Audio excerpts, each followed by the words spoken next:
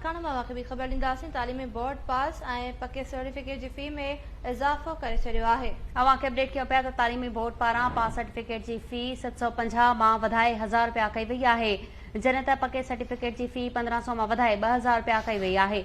Update कयूं पिया अवां खे लाड़काने मां तालीमी बोर्ड पास ऐं पके सर्टिफिकेट जे फी में इज़ाफ़ो करे छॾियो आहे।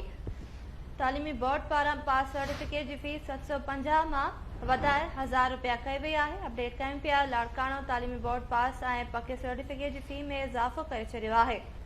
तालीमी बोर्ड पारां पास सर्टिफिकेट जी फी 750 मां वधाए 1000 रुपया कई वई, जॾहिं त पके सर्टिफिकेट जी फी 1500 मां वधाए 2000 रुपया कई वई आहे। ख़बर ते पहुचायूं पिया तालीमी बोर्ड पास ऐं पके सर्टिफिकेट जी फी में इज़ाफ़ो करे छॾियो आहे।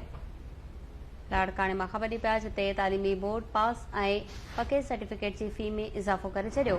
तालीमी बोर्ड पारां पास सर्टिफिकेट जी फी 750 मां वधाए 1000 रुपया कई वई आहे, जॾहिं त पके सर्टिफिकेट जी फी 1500 मां वधाए 2000 रुपया कई वई आहे।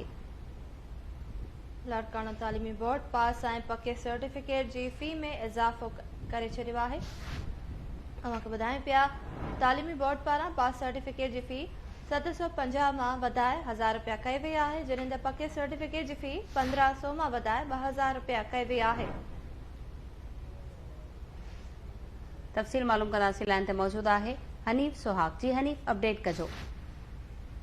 जी बिल्कुल, सिंध जे समूरा तालीमी बोर्ड आहिनि उन्हनि जे अंदरि पास सर्टिफिकेट्स ऐं जेको मार्क्स सर्टिफिकेट उन्हनि जे फी में इज़ाफ़ो कयो वियो आहे। ॿुधायो वञे पियो त कुझु ॾींहं अॻु पंहिंजी जी कोर्स जेके चेयरमैन आहिनि ऐं ॿियनि ऑफिसरनि जी गॾियल गॾिजाणी थी हुई, जंहिंखां पोइ अहिड़ो फ़ैसिलो कयो वियो आहे ऐं जंहिंमें जेको आहे तालीम बोर्ड लाड़काना पारां बि जेको मार्क्स सर्टिफिकेट आहे उन में 750 खां 1000 रुपयो ऐं जेको पको डुप्लीकेट सर्टिफिकेट ऐं 1500 2000 रुपया कई वई आहे। अहिड़ी तरह जेके ज़रिए खां मालूम थियो आहे त सिंध जा जेके ॿिया तालीम बोर्ड आहिनि जीअं सखर आहे, हैदराबाद, कराची, मुज़फ़्फ़रपुर, उते बि जेको आहे फीस वधाई वई आहे, पर उते ॿुधायो वञे त अञा 3000 खां 6000 रुपया जेको आहे फी कई वई आहे।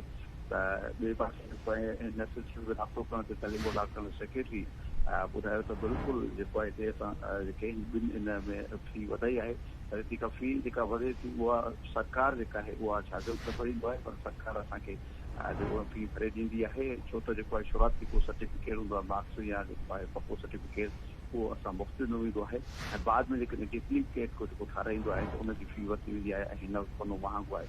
उन हवाले सां जेको आहे गॾियल ई फ़ैसिलो थियो आहे, जंहिंजे करे फी वधाई वई आहे। हनीफ़ सुहाग, तफ़सील ॿुधाइण लाइ महिरबानी।